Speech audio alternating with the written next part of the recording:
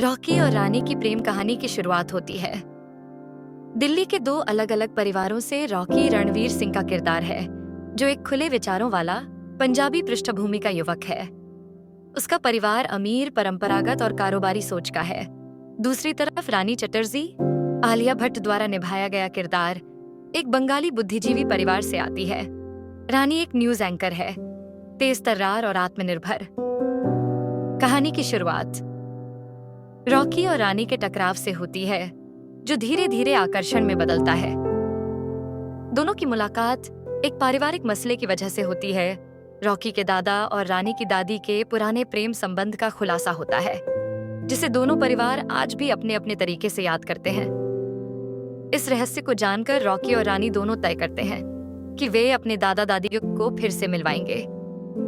इस सफर के दौरान दोनों एक दूसरे के करीब आते हैं और उन्हें महसूस होता है कि उनके जीवन के मूल्य और सोच बहुत अलग हैं, लेकिन एक दूसरे की उपस्थिति से उनके अंदर बदलाव आ रहा है।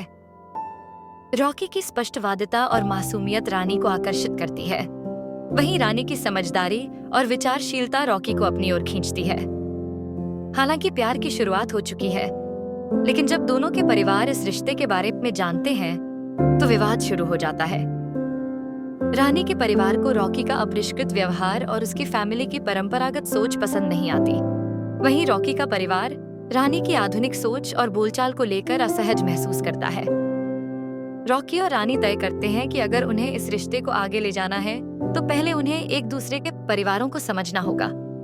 वे एक निर्णय लेते हैं, 1 महीने के लिए रॉकी के आसी घर रहेगी और रॉकी रानी के घर, ताकि वे एक दूसरे के परिवार की संस्कृति, परंपराओं और मूल्यों को समझ सकें। यह निर्णय कहानी को एक रोचक मोड़ पर ले आता है, जहां दोनों को अपनी अपनी सीमाओं और पूर्वाग्रहों से जूझना पड़ता है। अब जब निर्णय लिया जा चुका था, तो दोनों अपने अपने सामान के साथ 1 महीने की इस सांस्कृतिक यात्रा की तैयारी में लग जाते हैं। रॉकी, जिसने कभी अपने घर से बाहर रहने का अनुभव नहीं किया था, अब एक ऐसे वातावरण में जाने वाला था जो उसकी सोच, भाषा और जीवन शैली से बिल्कुल अलग था। दूसरी ओर रानी को भी तैयार होना था उस माहौल में जाने के लिए जहां महिलाओं से उम्मीद की जाती है कि वे चुपचाप रसोई संभालें और बड़े बुजुर्गों की आज्ञा का पालन करें। रानी जब रॉकी के घर पहुंचती है तो उसकी पहली मुलाकात होती है रॉकी की दादी दयानंदा से, जो बहुत ही सख्त और रूढ़िवादी महिला है। रानी के कपड़े, बोलने का तरीका और स्वतंत्र सोच उन्हें बिल्कुल पसंद नहीं आती। वहीं रॉकी के पिता और चाचा उसे संदेह की दृष्टि से देखते हैं, यह मानकर कि वह उनके बेटे को भटका रही है। रॉकी की मां भी अंदर से आश्वस्त नहीं होती, लेकिन वह बाहरी तौर पर रानी से विनम्रता से पेश आती है। रानी को इस परिवार में अपनी जगह बनानी थी, पर वह समझ जाती है कि उसे झुकना नहीं है, बल्कि अपनी उपस्थिति से बदलाव लाना है। वह रसोई में मदद करने लगती है, लेकिन साथ ही घरेलू महिलाओं को यह भी सिखाने लगती है कि अपने अधिकारों के लिए आवाज उठाना गलत नहीं है। वह रॉकी की बहन गायत्री को पढ़ाई के लिए प्रोत्साहित करती है, जिसे पहले कॉलेज जाने से रोका गया था। धीरे धीरे परिवार के कुछ सदस्य रानी की बातों और विचारों की गहराई को समझने लगते हैं। इसी दौरान रॉकी भी रानी के घर पहुंचता है। वहां उसका स्वागत पूरी तरह अलग होता है। रानी की मां एक प्रसिद्ध शास्त्रीय नृत्यांगना है और पिता एक साहित्यकार। घर में शांति, अनुशासन और बौद्धिकता का माहौल है। रॉकी को वहां खुद को अभिव्यक्त करने में परेशानी होती है, क्योंकि उसके पास गहरी बातें करने का अभ्यास नहीं है। लेकिन वह हार नहीं मानता। वह खुद को बदलने की कोशिश करता है, किताबें पढ़ने लगता है, नृत्य सीखने की कोशिश करता है और अपने भीतर की भावनाओं को समझने लगता है। रानी की मां रॉकी को एक सतही लड़का समझती हैं, परंतु रॉकी के भीतर के प्रयास और ईमानदारी को देखकर उनका मन धीरे धीरे बदलने लगता है। रॉकी रानी के पिता से गहन बातचीत करता है, जिससे उन्हें एहसास होता है कि रॉकी भले ही शैक्षणिक रूप से उतना तेज ना हो, पर उसका दिल साफ है और वह वास्तव में रानी से प्यार करता है। इस दौरान दोनों परिवारों में छोटे छोटे बदलाव आने लगते हैं। रॉकी के परिवार की महिलाएं अपने अधिकारों को लेकर जागरूक होने लगती हैं और रानी के परिवार के लोग यह समझने लगते हैं कि भावनाओं की अहमियत तर्क और ज्ञान से कम नहीं होती। रॉकी और रानी के रिश्ते की परीक्षा अब पूरी पारिवारिक व्यवस्था के सामने थी। इस 1 महीने की अदला बदली से दोनों ने एक दूसरे के जीवन को जीकर समझा और उन मूल्यों को आत्मसात किया जो पहले दूर लगते थे। लेकिन यह सिर्फ शुरुआत थी। असली परीक्षा तब शुरू होती है जब दोनों वापस अपने परिवारों के पास लौटते हैं और उन्हें यह निर्णय लेना होता है कि क्या वे इस रिश्ते को समाज और परंपरा की सीमाओं के बावजूद आगे बढ़ा सकते हैं। रॉकी और रानी अब अपने अपने घरों को लौट चुके थे। उनके चेहरे पर संतोष था, क्योंकि उन्होंने खुद को न सिर्फ एक दूसरे के परिवारों में ढाला, बल्कि उन घरों में एक छोटे बदलाव की चिंगारी भी सुलगा दी थी। मगर यह चिंगारी आग बनेगी या बुझ जाएगी, यह तय होना बाकी था। रॉकी जब अपने घर लौटा तो दादी का चेहरा पहले से अधिक कठोर था। वह इस बात से नाखुश थीं कि उनके परिवार की औरतें अब अधिक सवाल पूछने लगी थीं। उन्होंने देखा कि गायत्री अब किताबों की बात करती है और उसकी आंखों में एक नई चमक है। घर की बहुएं रसोई के बाहर भी अपनी राय रखने लगी थीं।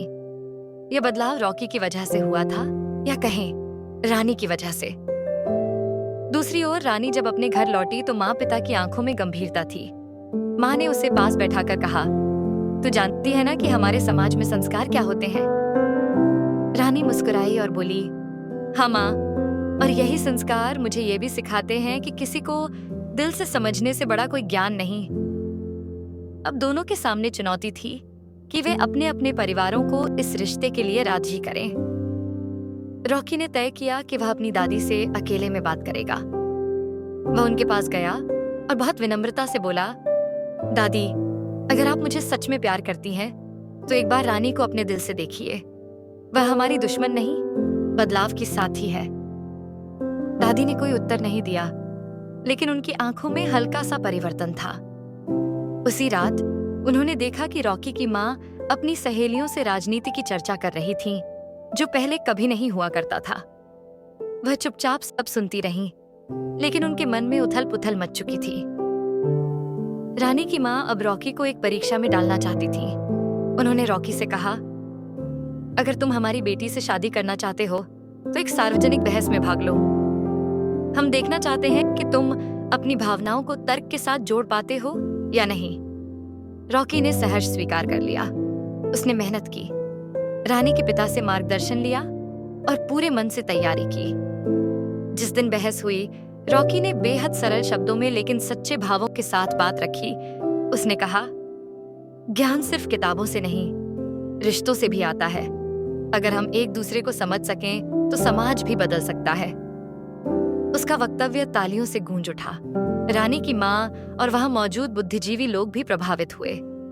उन्होंने पहली बार रॉकी को उस दृष्टि से देखा जिससे पहले वे इनकार करते थे। इधर रानी ने रॉकी के दादा को एक पुरानी तस्वीर दी, जिसमें उनकी प्रेमिका यानी रानी की दादी के साथ वह युवावस्था में खड़े थे।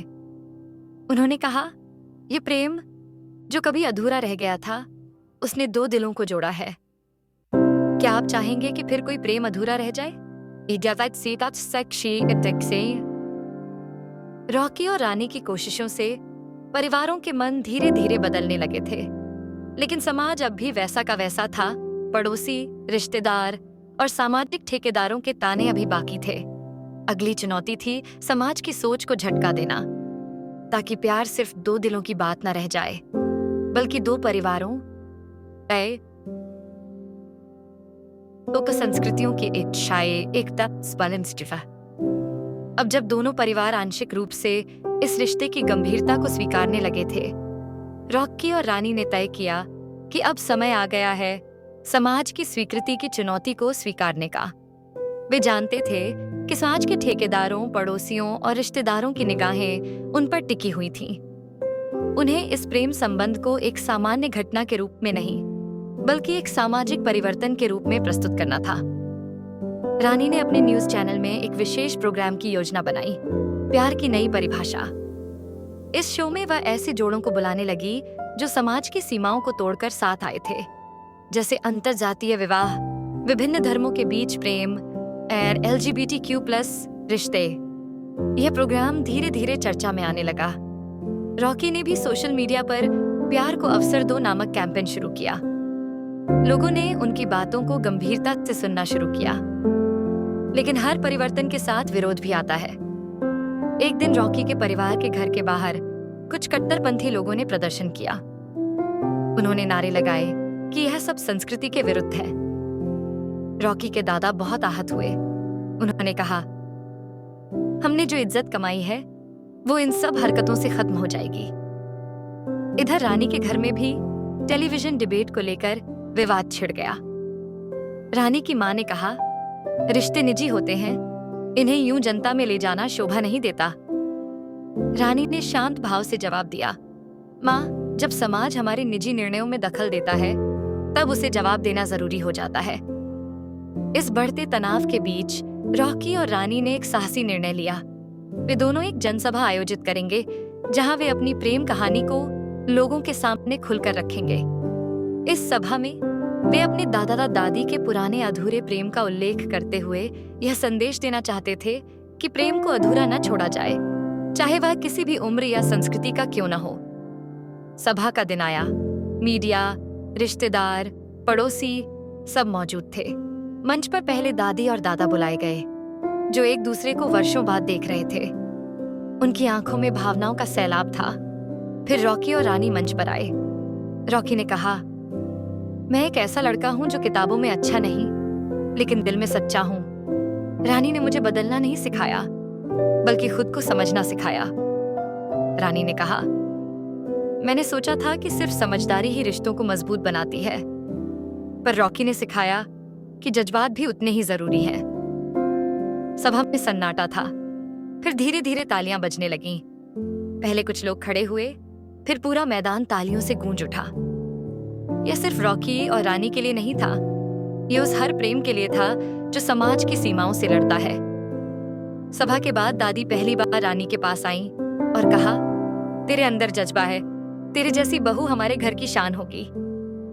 रानी की आंखों में आंसू थे, लेकिन यह खुशी के आंसू थे।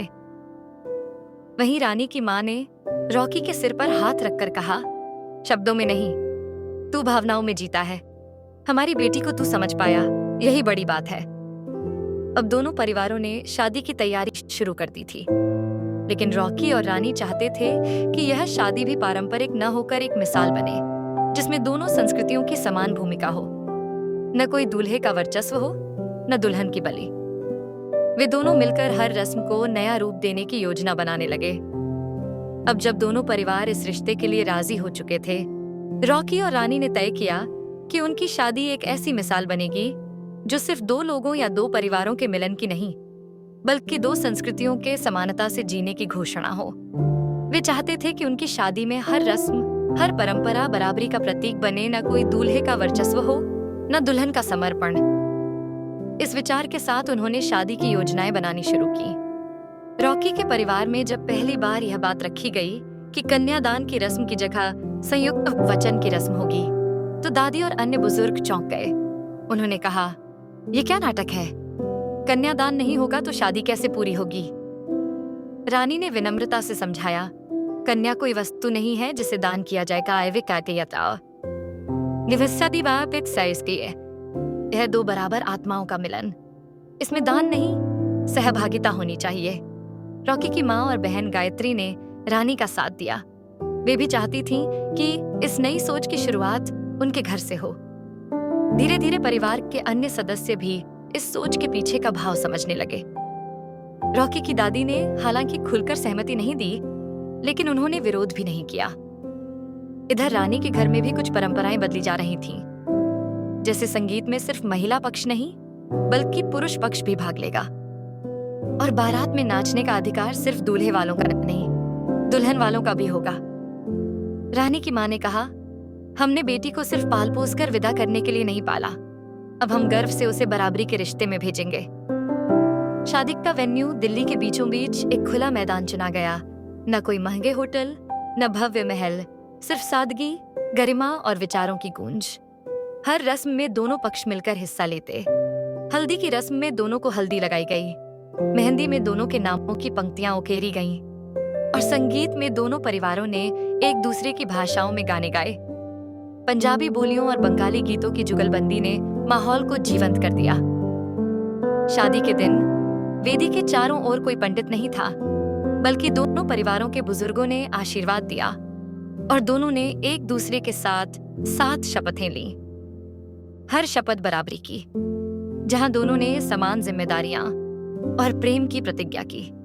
शपथों में एक थी, मैं तेरे साथ रहूंगा तब भी जब तू मुझसे अलग राय रखेगी, और दूसरी, मैं तुझे सम्मान दूंगी तब भी जब समाज तुझे न समझे।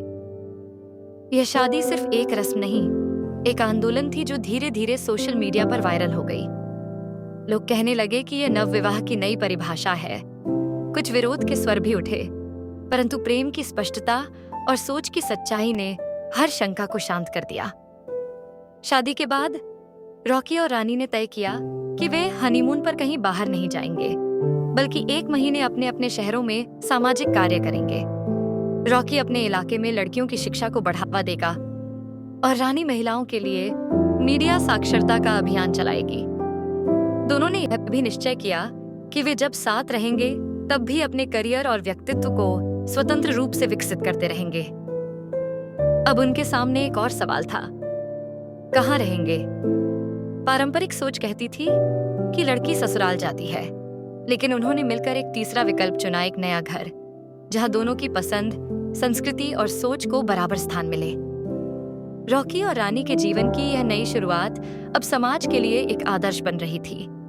मीडिया में उनकी शादी को लेकर लेख छपने लगे, विश्वविद्यालयों में उनकी सोच पर सेमिनार होने लगे। लेकिन जिंदगी सिर्फ आदर्शों से नहीं चलती, उसमें व्यवहार की भी परीक्षा होती है। अगली चुनौती थी, रिश्ते को रोजमर्रा की जिंदगी में कैसे जिया जाए, जहां आदर्श और वास्तविकता टकराते हैं। क्या वे अपने मूल्यों पर टिके रहेंगे या दिन ब दिन की थकान और सामाजिक दबावों के आगे झुक जाएंगे? शादी के बाद रॉकी और रानी की जिंदगी ने एक नया मोड़ लिया। अब वे एक दूसरे के साथ एक नए घर में रहने लगे थे, वह घर जिसे उन्होंने मिलकर बनाया था। हर दीवार, हर रंग, हर कोना उनकी साझी सोच का प्रतीक था। इस घर में न कोई ऊंच नीच थी, न कोई पारंपरिक सीमाएं, पर साथ ही यह एक नई जिम्मेदारी का भी प्रतीक था। अब वे सिर्फ प्रेमी नहीं, जीवन साथी बन चुके थे। शुरुआत में सब कुछ सुंदर और सहज लगा। रॉकी हर सुबह चाय बनाता, रानी नाश्ता तैयार करती। दोनों अपने अपने काम पर निकलते और शाम को साथ बैठकर दिन की बातें साझा करते। लेकिन धीरे धीरे जिंदगी की रोजमर्रा की थकान, काम का दबाव और सामाजिक अपेक्षाएं सामने आने लगीं। रॉकी को अपने परिवार से कई बार फोन आते, घर कब आओगे? बिजनेस में तुम्हारी जरूरत है। रानी की माँ भी चाहती थी कि वह अपने शो में ज्यादा समय दे। दोनों के बीच समय कम होने लगा। कभी कभी किसी बात पर बहस भी हो जाती, जैसे घर के खर्चों को लेकर या रिश्तेदारों से मिलने के बारे में। एक दिन रॉकी ने कहा, तुम्हें कभी कभी लगता है कि मैं तुम्हारे जैसे नहीं सोच पाता। रानी ने शांत भाव से उत्तर दिया, नहीं, पर कई बार लगता है कि तुम मेरी बातों को सिर्फ सुनते हो, समझते नहीं। यह पहला क्षण था जब दोनों को एहसास हुआ कि विचारों की समानता के बावजूद व्यवहारिक जीवन में टकराव स्वाभाविक है। उन्होंने तय किया कि वे इस पर संवाद करेंगे, न कि मौन रहेंगे। उन्होंने एक नियम बनाया, हर रविवार को संवाद संध्या होगी, जहां वे पूरे हफ्ते के अनुभव, असहमतियां और प्रसन्नता साझा करेंगे। इस संवाद संध्या में उन्होंने एक दूसरे के डर, अपेक्षाओं और सपनों को फिर से समझा। रॉकी ने बताया कि उसे लगता है वह रानी के उच्च शिक्षित मित्रों के सामने छोटा पड़ जाता है। रानी ने कहा कि उसे डर लगता है कि वह अपनी पहचान सिर्फ एक पत्नी में न खो दे। इन खुलासों के बाद दोनों ने एक दूसरे की मदद करना शुरू किया। रानी ने रॉकी को पढ़ने और आत्मविकास के लिए समय दिया और प्रोत्साहित किया। रॉकी ने रानी को अपने सामाजिक अभियानों में आगे बढ़ने की आजादी दी। उन्होंने मिलकर एक संगठन शुरू किया, समान संघ, जिसमें वे जोड़ों को रिश्तों में संवाद और बराबरी की शिक्षा देने लगे। धीरे धीरे यह संगठन बड़ा हुआ और दूसरे शहरों तक पहुंचा। रॉकी अब युवाओं के लिए कार्यशालाएं लेने लगा और रानी ने महिलाओं की सशक्तिकरण पर डॉक्यूमेंट्री फिल्म बनाना शुरू कर दिया। उनके बीच समय के साथ भावनाएं और गहराई से जुड़ती गईं। एक दिन जब रॉकी बीमार पड़ा, रानी ने सारा काम छोड़कर उसकी देखभाल की। रॉकी ने कहा, मैंने हमेशा सोचा था कि प्यार का मतलब साथ रहना है, पर अब लगता है कि प्यार का मतलब है किसी की सांसों की जरूरत बन जाना। उनकी जिंदगी अब सिर्फ व्यक्तिगत नहीं रही थी, वह समाज के लिए एक आदर्श तराकीशे बने चुकी थी। स्कूलों और कॉलेजों में उनकी कहानी पढ़ाई जाने लगी। एक बार एक युवा लड़की ने रानी से पूछा, आपके रिश्ते की सबसे बड़ी ताकत क्या है? रानी ने मुस्कुराकर जवाब दिया, हम हार मानने से पहले बात करते हैं। रॉकी और रानी अब भी वही थे, पर पहले से कहीं ज्यादा परिपक्व, संवेदनशील और जुड़ाव से भरे। उन्होंने साबित कर दिया कि प्रेम कोई परी कथा नहीं, एक अभ्यास है, हर दिन, हर क्षण, हर निर्णय में। रॉकी और रानी का रिश्ता अब स्थिर और मजबूत हो चुका था। उनका संगठन समान संघ देश भर में युवाओं और नवविवाहितों के बीच लोकप्रिय हो रहा था। उनकी सोच, उनका जीवन शैली और एक दूसरे के प्रति सम्मान की भावना हर किसी को प्रेरित कर रही थी। पर जिंदगी हमेशा एक सी नहीं रहती। कभी कभी अतीत भी लौट आता है, नए सवालों और चुनौतियों के साथ। एक दिन रानी के ऑफिस में एक रिपोर्टर ने उसे एक पुराना वीडियो क्लिप दिखाया रॉकी की कॉलेज के दिनों का, जिसमें वह एक डिबेट में कुछ विवादास्पद और असंवेदनशील बातें बोल रहा था, जो आज के समय में स्त्री विरोधी मानी जाती। वह वीडियो सोशल मीडिया पर वायरल हो चुका था। लोग सवाल उठा रहे थे, क्या यही वो इंसान है जो आज महिलाओं के अधिकारों की बात करता है? रानी स्तब्ध रह गई। उसे विश्वास नहीं हुआ कि रॉकी कभी ऐसा सोच सकता था। जब उसने रॉकी से इस बारे में पूछा, तो रॉकी ने सिर झुकाते हुए कहा, हाँ, मैंने कहा था वो सब। तब मैं बहुत अलग सोचता था, पर तब कोई था ही नहीं जो मुझे समझाए। तुम आई, तब मैं बदला। रानी ने कहा, मैं जानती हूं तुम बदल चुके हो, लेकिन क्या समाज माफ करेगा? रॉकी ने जवाब दिया, अगर मैंने सच में सीखा है तो मुझे जवाब देना चाहिए, भागना नहीं चाहिए। उस रात उन्होंने एक वीडियो रिकॉर्ड किया जिसमें रॉकी ने बिना किसी सफाई के अपनी गलती मानी। उसने कहा, मैं रॉकी रंधावा उस सोच का हिस्सा था जो महिलाओं को कमतर मानती है। मैं शर्मिंदा हूं, लेकिन मैं बदला हूं और मैं हर दिन खुद को बेहतर बनाने की कोशिश कर रहा हूं। यह वीडियो जितना वायरल हुआ उतना ही प्रभावशाली भी। कई लोगों ने उसकी ईमानदारी को सराहा, पर कुछ आलोचक अब भी चुप नहीं हुए। उनमें से एक थी रानी की पुरानी सहकर्मी माया, जो खुद महिला अधिकारों की प्रमुख आवाज थी। माया ने रानी से कहा, क्या तुम्हारा प्यार तुम्हें अंधा बना रहा है? क्या तुम नहीं देखती कि उसकी छवि को सुधारने के लिए तुम्हारे कंधे का इस्तेमाल हो रहा है? यह बात रानी के दिल को छू गई। उसे खुद से सवाल करना पड़ा, क्या उसने रॉकी के बदलाव को बहुत जल्द स्वीकार कर लिया? क्या वह खुद अपने नारीवादी सिद्धांतों के साथ समझौता कर रही थी? रानी ने एक दिन साइमी तेन अपने पायो मैंने याद साय प्याय उठाया। क्या इनका आधा मेरी दांडी माया आनवादी इन सदा पाबंदता है? और अगर हाँ, तो क्या समाज उसे स्वीकार करेगा? शो में विभिन्न दृष्टिकोण सामने आए। किसी ने कहा, बदलाव सच्चा हो तो स्वागत होना चाहिए। किसी ने कहा कि अतीत का बोझ कभी नहीं मिटता। रानी ने खुद को एक दर्शक की तरह रखा। वह चाहती थी कि वह निष्पक्ष बनी रहे। इसी दौरान रॉकी ने अपने संगठन में एक नई मुहिम शुरू की। गलती को मत छिपाओ, उसे सीख बनाओ। उसने युवाओं को आमंत्रित किया कि वे अपने अतीत की गलतियों को साझा करें और कैसे वे उससे आगे बढ़े। धीरे धीरे यह एक आंदोलन बन गया। लोग सोशल मीडिया पर "हाँ, मैं बदला हूं" के तहत अपने अनुभव साझा करने लगे। रानी ने देखा कि रॉकी का बदलाव सिर्फ शब्दों का नहीं, कर्मों का है। एक दिन वह अपने शो पर खुद आयशा ने आई और बोली, मैं उस इंसान से प्यार करती हूँ जो हर दिन बेहतर बनने की कोशिश करता है। हाँ, उसके अतीत में गलतियां हैं, पर शायद हमारी सबसे बड़ी गलती होती है बदलाव की संभावना को नकारना। यह वक्तव्य एक लहर बन गया। न केवल रॉकी का सम्मान बहाल हुआ, बल्कि लोगों में यह संदेश गया कि गलती इंसान को परिभाषित नहीं करती, बल्कि उससे उबरने की कोशिश ही असली पहचान बनती है। रॉकी और रानी की प्रेम कहानी एक बार फिर समाज के लिए प्रेरणा बन गई थी। अब न केवल समानता के प्रतीक के रूप में, बल्कि आत्मस्वीकृति, सुधार और पुनर्निर्माण के उदाहरण के रूप में भी। समाज की स्वीकार्यता और व्यक्तिगत रिडेम्पशन के बाद रॉकी और रानी की जिंदगी में एक नया मोड़ आने वाला था।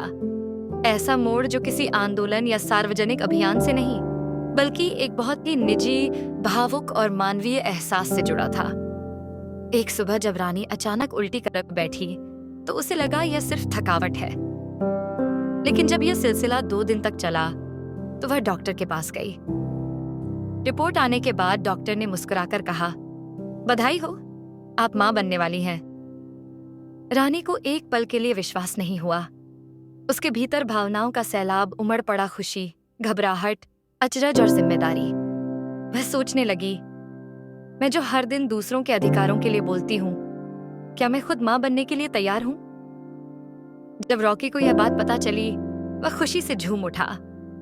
वह कमरे में नाचने लगा, गाने गाने लगा और फिर गंभीर होकर रानी के पास बैठा और बोला, हमारे जीवन में यह सबसे सुंदर अध्याय होने वाला है, लेकिन मैं जानता हूं कि यह आसान नहीं होगा। रानी ने कहा, मां बनना मेरे लिए सिर्फ जैविक प्रक्रिया नहीं, एक विचार है, एक नई आत्मा को इस दुनिया में लाना, उसे सही संस्कार और सोच देना। अब उनकी जिंदगी फिर एक बार बदलने वाली थी। डॉक्टर ने आराम करने की सलाह दी, लेकिन रानी का स्वभाव ऐसा नहीं था कि वह केवल बिस्तर पर पड़ी रहे। उसने तय किया कि वह गर्भावस्था के हर महीने को एक विषय बना लेगी और समाज में मां बनने से जुड़े मिथकों को तोड़ेगी। उसने एक नई सीरीज शुरू की, मातृत्व की सच्चाई, जिसमें वह बताती कि मां बनना सिर्फ त्याग नहीं, एक बदलाव, एक शक्ति और एक पहचान है। लोग इस सीरीज को बहुत पसंद करने लगे। वहीं रॉकी ने एक डायरी लिखनी शुरू की, मेरे बच्चे के नाम चिट्ठियां, जिसमें वह हर दिन अपने अनुभव, डर और उम्मीदें लिखता। रानी की गर्भावस्था अब समाज में एक नई चर्चा का विषय बन गई थी। मीडिया, फेमिनिस्ट मंच और माता-पिता के समूह उसे एक उदाहरण के तौर पर देख रहे थे कि कैसे एक कामकाजी स्त्री मातृत्व को अपनी सोच और करियर से जोड़ सकती है। लेकिन इस दौरान कुछ चुनौतियां भी आईं। रानी के शो के प्रोड्यूसर ने एक बार कहा, हम चाहते हैं कि आप थोड़ी कम बोले, ज्यादा मुस्कुराएं, आप अब एक मां हैं। यह सुनकर रानी भड़क उठी, मां होना मुझे कमजोर नहीं बनाता, मेरी आवाज और बुलंद होनी चाहिए। रॉकी ने भी घर के कामों में पूरी जिम्मेदारी संभाली, खाना बनाना, सफाई करना, रानी की डॉक्टर विजिट्स और साथ ही संगठन का काम भी। लोग कहने लगे, इतना सपोर्टिव पति देखा नहीं कभी। रॉकी हंसते हुए कहता, मैं पति नहीं, एक बराबरी का साथी हूँ। गर्भावस्था के अंतिम महीने में जब रानी को बिस्तर पर आराम की सलाह दी गई तो उसने भी स्वीकार किया कि शरीर की सीमाएं होती हैं। पर इस सीमितता में भी उसने लेखन शुरू किया, एक किताब, एक माँ की डायरी, जो बाद में बेस्ट सेलर बनी। आखिरकार वह दिन आया जब रॉकी और रानी माता पिता बने, एक बेटी हुई जिसे उन्होंने नाम दिया साया, एक ऐसी छाया जो हमेशा साथ रहे। बेटी के आने के बाद उनकी जिंदगी फिर बदल गई। अब नींद की कमी, डायपर की चिंता और लोरी गाने की बारी थी। लेकिन इन सब के बीच वे कभी नहीं भूले कि उनका रिश्ता संवाद, समानता और समझ पर टिका है। उन्होंने तय किया कि वे साया को एक ऐसी दुनिया में बड़ा करेंगे जहां सवाल पूछना गुनाह नहीं और जवाब तलाशना उसका हक होगा। साया के जन्म के साथ ही रॉकी और रानी की दुनिया एक बार फिर बदल गई। अब वे केवल जीवन साथी नहीं, बल्कि माता पिता भी थे। एक नन्ही सी जान जो हर दिन कुछ नया सिखा रही थी, धैर्य, संवेदना और सबसे जरूरी स्वीकृति। परंतु जैसे ही समय बीतने लगा, उन्हें एहसास हुआ कि सिद्धांतों पर खड़ा किया गया उनका रिश्ता अब व्यवहारिक चुनौतियों की कसौटी पर था। रातों की नींदें टूट रही थीं, दिनचर्या अस्त व्यस्त थी। रानी, जो पहले हर चीज को योजनाबद्ध और अनुशासित ढंग से करती थी, अब अचानक आई जिम्मेदारियों से घबराने लगी। वहीं रॉकी, जो भावनाओं में बहने वाला था, अब खुद को अधिक संगठित दिखाने की कोशिश कर रहा था, लेकिन उसके चेहरे की थकान बहुत कुछ कह जाती थी। साया जब रोती तो कभी रानी दौड़ पड़ती तो कभी रॉकी, लेकिन जल्द ही ये बहसें शुरू हो गईं।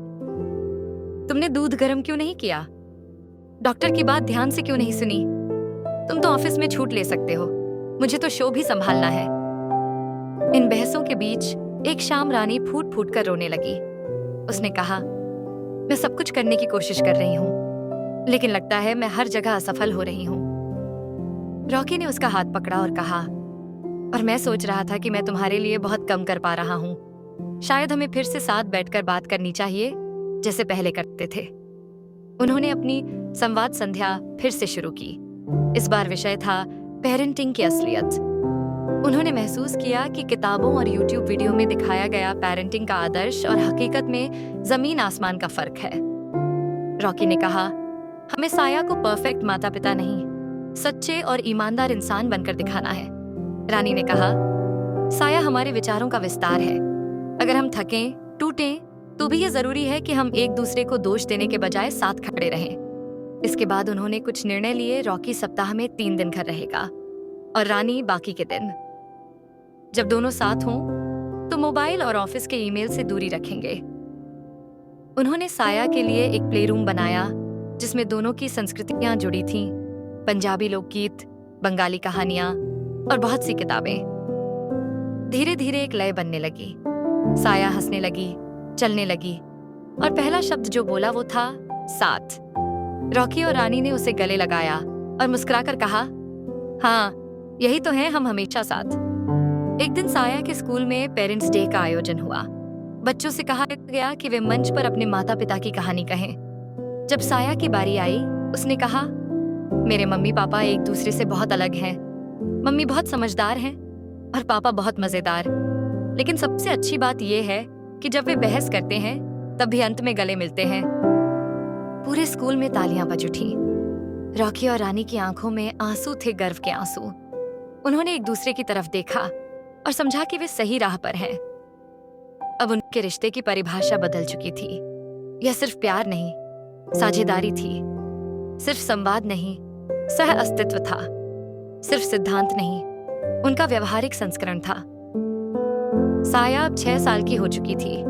उसकी मासूमियत, जिज्ञासा और ऊर्जा से घर की हर दीवार जीवंत हो उठती थी। रॉकी और रानी ने उसे सोचने, सवाल करने और जवाब खोजने की आजादी दी थी। लेकिन अब वह एक ऐसी उम्र में पहुंच रही थी जहां घर के बाहर की दुनिया उसके जीवन में प्रवेश कर रही थी। स्कूल, दोस्त, पड़ोसी, समाज। और इसी दुनिया में छिपे थे वो पूर्वग्रह, सीमाएं और भेदभाव जिनसे रॉकी और रानी ने हमेशा लड़ाई लड़ी थी। एक दिन साया स्कूल से आई और चुपचाप थी। रॉकी ने पूछा, क्या हुआ बेटा? साया ने कहा, पापा, मेरी क्लास की एक लड़की कह रही थी कि तुम मम्मी से कमजोर हो क्योंकि तुम खाना बनाते हो। रॉकी मुस्कुराया, पर उसका दिल भारी हो गया। उसने साया को गोद में लिया और कहा, बेटा, दुनिया में कुछ लोग सोचते हैं कि कुछ काम सिर्फ मम्मी या पापा के होते हैं, लेकिन हमारे घर में हम जो प्यार से करें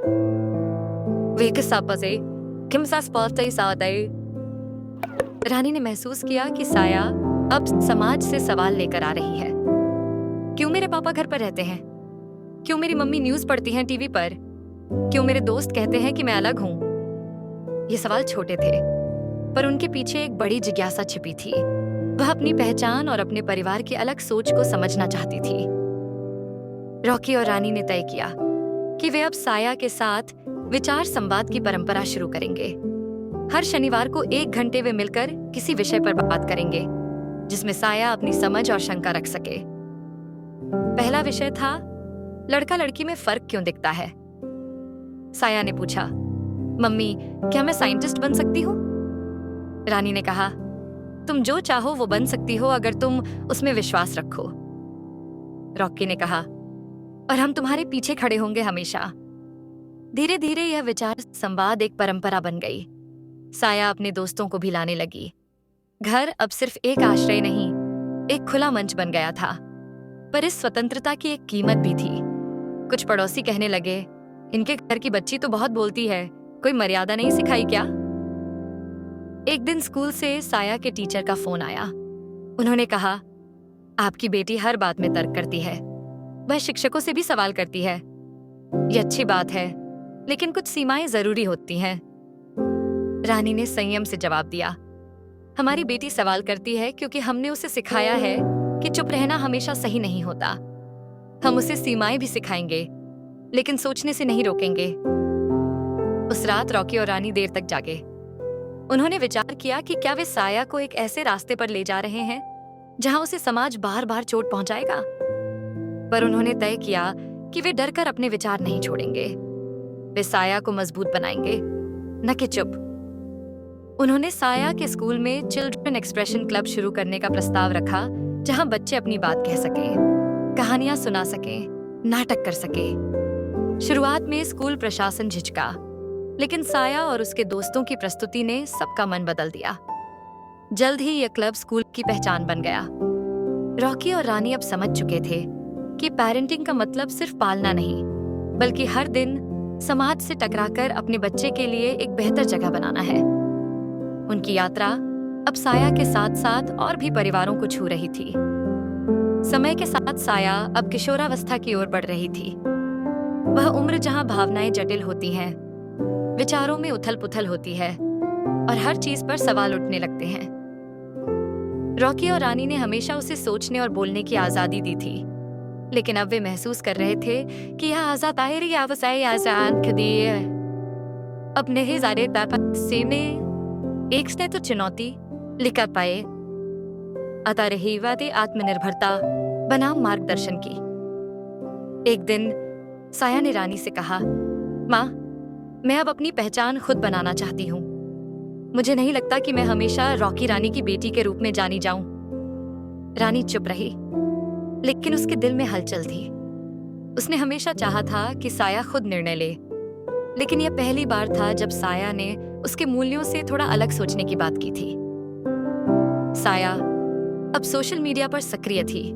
वह सामाजिक मुद्दों पर अपनी राय देती, वीडियो बनाती और उसके हजारों फॉलोअर्स थे। लेकिन एक दिन उसके एक बयान को गलत तरीके से लिया गया। उसने कहा, हर पीढ़ी को पुराने आदर्शों को चुनौती देनी चाहिए। कुछ लोगों ने कहा कि वह अपने माता पिता की निंदा कर रही है। मीडिया में भी बहस छिड़ गई। क्या यह है तय तरीका बाय साया है जिसे रॉकी और रानी ने सिखाया? रॉकी और रानी दोनों असमंजस में थे। उन्होंने साया से बात की। साया ने स्पष्ट कहा, मैं आप दोनों से बेहद प्यार करती हूँ, लेकिन अगर मैं वही सोचूं जो आपने सिखाया तो मैं खुद कैसे बनूंगी? रॉकी मुस्कुराया और बोला, बिल्कुल वही हमने तुम्हें सिखाया कि सोचो, सवाल करो और खुद की राह बनाओ। लेकिन याद रखना, हर स्वतंत्रता के साथ जिम्मेदारी भी होती है। इस बीच स्कूल में भी साया के दोस्त उससे दूर होने लगे। कुछ को लगता था कि वह बहुत तेज तर्रार हो गई है, कुछ को उसकी लोकप्रियता खटकने लगी थी। यह वह समय था जब साया अकेलापन महसूस करने लगी। रानी ने यह स्थिति समझते हुए साया के साथ चुप्पी संवाद शुरू किया। हर रात बिना बोले बस एक दूसरे के पास बैठना, कुछ देर साथ रहना, चाहे कुछ कहें या नहीं। इन चुप्पियों में भी बहुत कुछ कहा जाता था। रॉकी ने साया को एक डायरी गिफ्ट की। तू जब चाहे इसमें मुझसे बात कर सकती है। धीरे धीरे साया इस डायरी में अपने डर, गुस्से और उम्मीदें लिखने लगी। रॉकी हर हफ्ते उन पन्नों को पढ़ता और अपनी टिप्पणी नीचे लिखता, जैसे मुझे तेरा गुस्सा ठीक से समझ आया, या इस सवाल पर मैं भी सोच रहा हूं। फिर एक दिन साया ने अपने फॉलोअर्स से लाइव में माफी मांगी। मैंने जो कहा उसका मतलब गलत निकाला गया। मैं अपने माता पिता की सोच से अलग हो सकती हूँ, लेकिन वो मेरी जड़ों की तरह हैं। मैं अगर पंख हूं तो वे जमीन है। लोगों ने उसकी ईमानदारी की सराहना की। धीरे धीरे रिश्ते फिर से मजबूत होने लगे। साया ने अब अपने साय माताबने ने कानाने ने समनम्मी में रखा। आइन साफिर वायता एट इजेन समीना आए, जहां वह युवाओं को यह समझाने लगी कि आत्मनिर्भरता और संबंध एक दूसरे के विरोधी नहीं, पूरक हैं। रॉकी और रानी ने महसूस किया कि अब वे सिर्फ माता पिता नहीं, एक नई सोच की साझेदार बन चुके हैं, जहां वे मार्गदर्शक भी हैं और छात्र भी। उन्होंने अपनी यात्रा को किताब की शक्ल दी। हम तीन, सोच, संवाद और स्वीकृति। साया अब आत्मविश्वास से भरपूर अपने विचारों और मंच के साथ आगे बढ़ रही थी। रॉकी और रानी ने उसकी परिपक्वता को देखकर गर्व महसूस किया, लेकिन इसी गर्व के बीच उन्हें अपने भीतर एक अजीब सी खालीपन का एहसास होने लगा। वह खालीपन जो अक्सर तब आता है जब वर्षों दूसरों के लिए जीते हुए इंसान को अचानक यह एहसास होता है कि उसने खुद के लिए क्या किया। एक सुबह रॉकी बालकनी में बैठा अखबार पढ़ते पढ़ते रुक गया। उसमें एक विज्ञापन था, बचपन की अधूरी ख्वाहिशें फिर से जीने का मौका। वरिष्ठ नागरिक थिएटर वर्कशॉप। वह मुस्कुराया, जैसे किसी ने उसके भीतर की इच्छा को छू लिया हो। रॉकी का सपना था कभी थिएटर करना, लेकिन शादी, घर, कारोबार, फिर सामाजिक कामों में वह सपना पीछे छूटता गया। उसने विज्ञापन काट लिया और रानी को दिखाया। रानी ने मुस्कुराकर कहा, तुम्हारा स्टेज अब इंतजार कर रहा है। उसी रात रानी अपनी पुरानी फाइलें देख रही थी। वहां एक अधूरी डॉक्यूमेंट्री की स्क्रिप्ट मिली, आजाद लड़कियां, जिसे उसने साया के जन्म के बाद रोक दिया था। उस स्क्रिप्ट पढ़ते हुए उसकी आंखें भर आईं। उसने मन में ठान लिया कि अब वह उस डॉक्यूमेंट्री को पूरा करेगी। रॉकी और रानी ने अब एक दूसरे को प्रोत्साहित करना शुरू किया। रॉकी हर शाम रिहर्सल के लिए जाता तो रानी शूटिंग पर। वे फिर से नई ऊर्जा से भरने लगे थे। यह वो समय था जब वे खुद को फिर से खोज रहे थे, उस उम्र में जब समाज कहता है कि अब अब बस आराम करो। एक दिन रॉकी की थिएटर टीम में एक नई सदस्य आई, वाणी, जो पेशे से लेखिका थी और उम्र में रॉकी से थोड़ी छोटी थी। रॉकी और वाणी के बीच अच्छे विचारों का आदान प्रदान होने लगा। वाणी ने एक दिन कहा, तुम्हारी जिंदगी की कहानी एक नाटक होनी चाहिए। रोमांस, संघर्ष, बदलाव, सब कुछ है उसमें। रॉकी मुस्कुराया, लेकिन उसके भीतर कहीं एक असहजता हुई। क्या वो वाणी की ओर आकर्षित हो रहा है? क्या यह गलत है?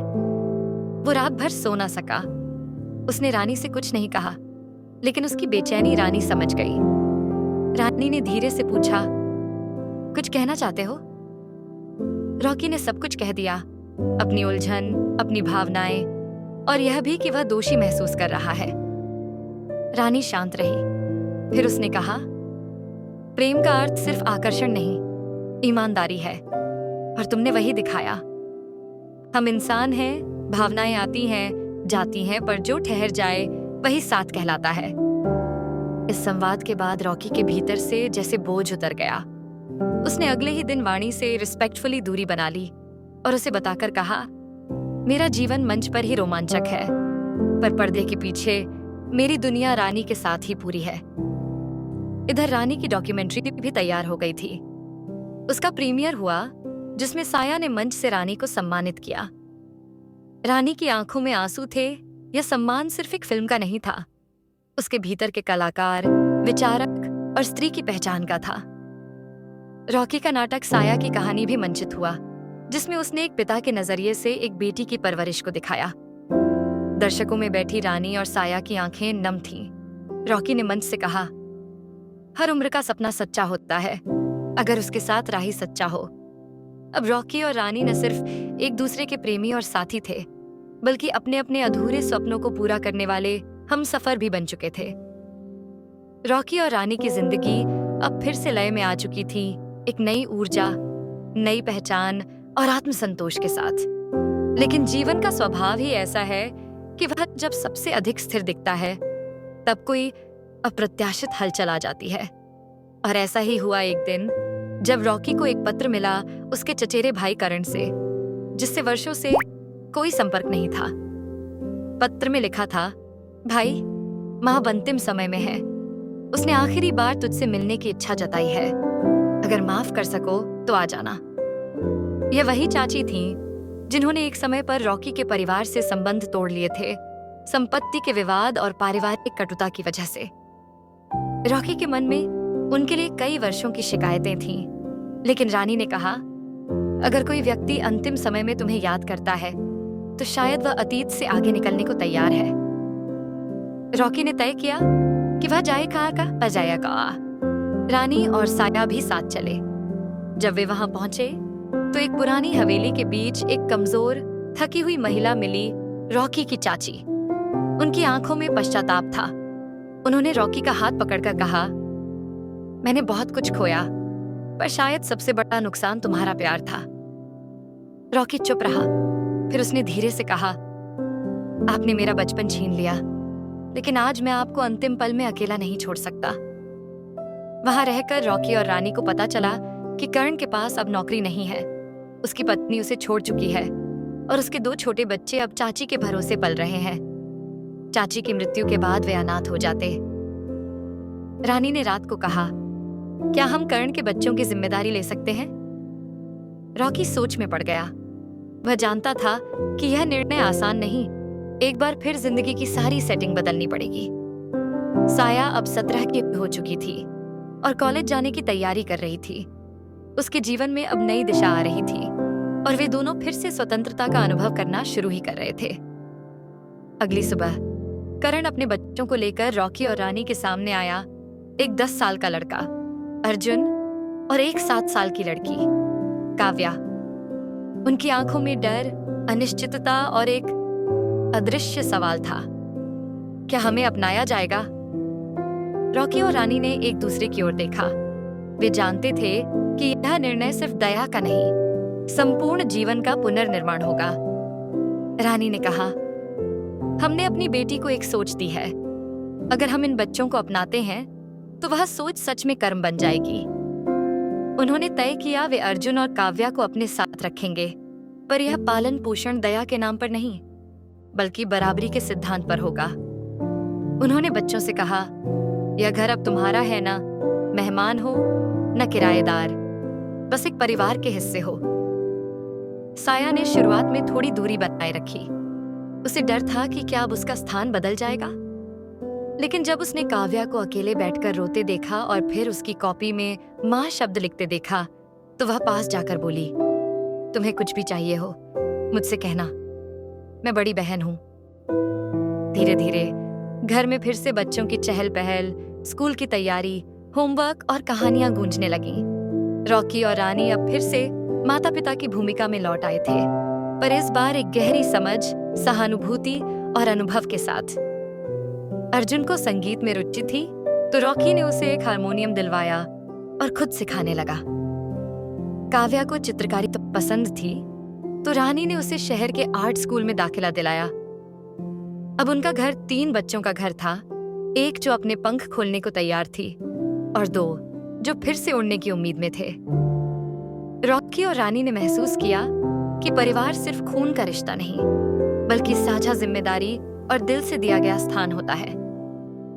अब रॉकी और रानी के घर में 3 बच्चे थे, साया, अर्जुन और काव्या। तीनों की उम्र, जरूरतें, स्वभाव और सोच अलग अलग थी। और अब वह घर जो संवाद, प्रेम और समानता का गढ़ था, उसमें नई परतें जुड़ गई थीं। टकराव, संशय और एक दूसरे को समझने की जद्दोजहद। साया अब कॉलेज में थी और अपने करियर पर ध्यान दे रही थी। वह अब भी परिवार से जुड़ी थी, लेकिन अब वह तय कर रही थी जो अपनी स्वतंत्रता चाहती थी। अर्जुन अब स्कूल में अच्छा कर रहा था, पर उसके भीतर एक असुरक्षा थी। उसे लगता था कि वह कभी साया की तरह नहीं बन पाएगा। और काव्या, जो सबसे छोटी थी, वह सबको एकजुट रखने की कोशिश करती रहती, अपनी मासूम हंसी और चित्रों से घर को सजाते हुए। रॉकी और रानी के लिए यह एक नया अनुभव था, 3 अलग सोचों को एक सूत्र में पिरोना। उन्होंने घर में संयुक्त संवाद रविवार की शुरुआत की, जहां सभी बैठते, एक दूसरे से अपनी बातें करते और सुझाव लेते। साया ने एक बार कहा, अर्जुन को लगता है कि हम उसे पूरा अपनाते नहीं। रानी ने चौंकते हुए अर्जुन की तरफ देखा। अर्जुन चुप था। रॉकी ने उसका हाथ पकड़कर कहा, बेटा, अपनापन सिर्फ कहने से नहीं आता। हम गलती कर सकते हैं, लेकिन कोशिश में कोई कसर नहीं छोड़ेंगे। अर्जुन की आंखों में पहली बार नमी दिखी। वह बोला, मैं डरता हूं कि एक दिन आप भी मुझे छोड़ देंगे। उस पल घर की दीवारें जैसे सिहर उठी। रानी ने उसे गले से लगाकर कहा, हमने तुम्हें इसलिए नहीं अपनाया कि तुम्हें जरूरत थी। हमने इसलिए अपनाया क्योंकि हमारा दिल तुम्हारे बिना अधूरा था। इसके बाद घर में बदलाव आने लगा। साया ने अर्जुन को कॉलेज के प्रोजेक्ट में असिस्ट करना शुरू किया। दोनों के बीच एक अनकहा रिश्ता बनने लगा। काव्या अब साया की पुरानी ड्रेसेस पहनकर आईने के सामने खड़ी होती और कहती, मैं भी एक दिन आप जैसी बनूंगी दीदी। एक दिन रॉकी ने एक नई पहल शुरू की, हम सफर संघ, जहां उनके घर के सभी सदस्य समाज में जाकर दूसरों की मदद करते, जैसे गरीब बच्चों को पढ़ाना, वृद्धाश्रम में समय बिताना। यह अनुभव तीनों बच्चों के लिए जीवन बदलने वाला था। साया ने अपने कॉलेज में फैमिली डाइवर्सिटी क्लब की शुरुआत की, जहां स्टूडेंट्स अपने परिवार के अनोखे अनुभव साझा करते थे। अर्जुन ने स्कूल की संगीत प्रतियोगिता में पहला पुरस्कार जीता और अपनी प्रस्तुति रॉकी को समर्पित की। काव्या की पहली पेंटिंग स्थानीय प्रदर्शनी में रखी गई। रॉकी और रानी अब हर दिन एक नई कहानी जीते थे, कभी मुस्कुराहटों में, कभी आंसुओं में, कभी चाय की प्याली में, कभी रसोई की खटपट में। उनके रिश्ते की परिभाषा अब सिर्फ दो लोगों की नहीं रही, वह एक बहुस्तरीय, बहुधार्मिक और बहुभावनात्मक संरचना बन चुकी थी।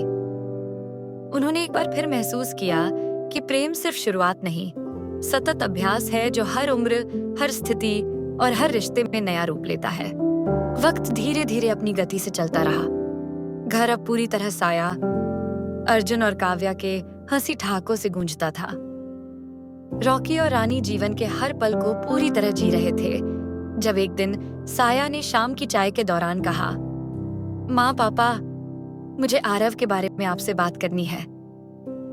रॉकी ने हल्के से मुस्कुराकर कहा, तुम जिस लहजे में बोल रही हो उससे लग रहा है कोई महत्वपूर्ण बात है। रानी ने मजाक में जोड़ा, लगता है हमारी बेटी का दिल अब किसी और की छांव में सुकून ढूंढने लगा है। साया शर्मा गई।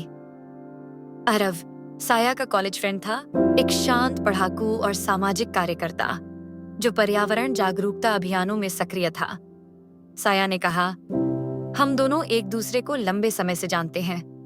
हमने एक दूसरे को वो स्पेस दी है जिसमें सोच, असहमति और सम्मान सब समाहित हैं। रॉकी और रानी ने एक दूसरे की ओर देखा। उन्हें अपनी पहली मुलाकात, अपने संवाद और अपनी जद्दोजहद याद आई। उन्होंने साया से कहा, अगर तुम्हारी पसंद में वही आधार है जो हमने तुम्हें सिखाया, बराबरी, संवाद और स्वीकृति, तो हम पूरी तरह साथी के हैं। फिर शुरू हुई शादी की तैयारियां, लेकिन यह शादी भी बाकी शादियों से अलग थी। साया और आरव दोनों ने मिलकर निर्णय लिया कि कोई दहेज, कोई भारी खर्च, कोई दिखावा नहीं होगा। शादी एक विचार होगी, प्रेम और साझेदारी का उत्सव। रॉकी और रानी ने पूरे गांव को आमंत्रित किया, जहां कभी वे अपने सामाजिक कार्यों के लिए जाते थे। उन्होंने तय किया कि बारात नहीं, संवाद यात्रा होगी, एक कारवां जिसमें परिवार और दोस्त रास्ते भर विचारों और गीतों के साथ चलेंगे। शादी की सारी रस्में अर्जुन और काव्या ने मिलकर निभाई। अर्जुन ने संगीत का कार्यक्रम सजाया, जिसमें उसने अपनी बहन के लिए एक गीत लिखा। काव्या ने मंडप की सजावट खुद की बनाई हुई चित्रों से की। साया ने उन्हें गले लगाकर कहा, तुम दोनों मेरे जीवन का सबसे सुंदर उपहार हो। विवाह समारोह में रॉकी और रानी ने एक खास घोषणा की, हमने अपनी बेटी को आज विदा नहीं किया, बल्कि एक नए परिवार में उसका साथ बढ़ाया है। बेटी को देना नहीं, उसके निर्णय में साथ चलना हमारा धर्म है। शादी के बाद जब साया और आरव अपने नए घर को सजाने लगे, उन्होंने रॉकी और रानी को एक पत्र भेजा। आपने हमें प्रेम दिया, पर उससे बड़ा पाठ समझ सिखाया। अगर हम कभी उलझें, हम आपकी किताब हम तीन को फिर से पढ़ेंगे। रॉकी और रानी ने वह पत्र सहेज कर अपने शेल्फ में रख दिया, उसी के पास जहां अर्जुन की ट्रॉफियां, काव्या की पेंटिंग और साया की पहली किताब रखी थी।